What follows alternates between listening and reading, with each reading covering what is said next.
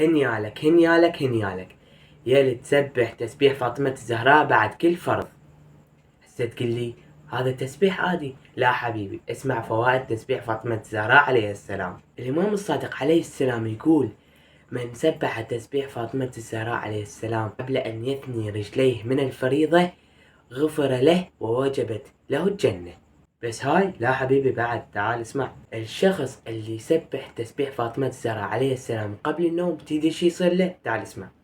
الله جل جلاله يخلق ملك، وهذا الملك شغله يعبد الله ويسوي كوم أعمال عبادية، منها التسبيح والقرآن وكل الأعمال اللي يسويها الملك أجرها للشخص اللي يسبح تسبيح فاطمة الزهراء عليه السلام قبل ما ينام. عبالك لهنا وخلصت؟ لا عزيزي المشاهد، اسمع. الإمام الباقر عليه السلام يقول: ما عبد الله بشيء من التمجيد أفضل من تسبيح فاطمة الزهراء عليه السلام. الله، ايش تريدون بعد؟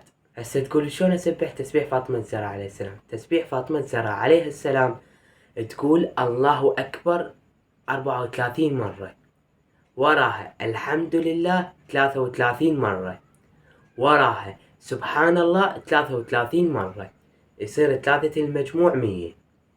هسه اكو ناس راح تظل تضحك وناس تقول ترى كلها تعرف. لا عزيزي المشاهد، مو كل اصابعك سوى، اكو ناس ما تعرف، فلا تستغرب ولا تتفاجئ. تحياتي، في امان الله.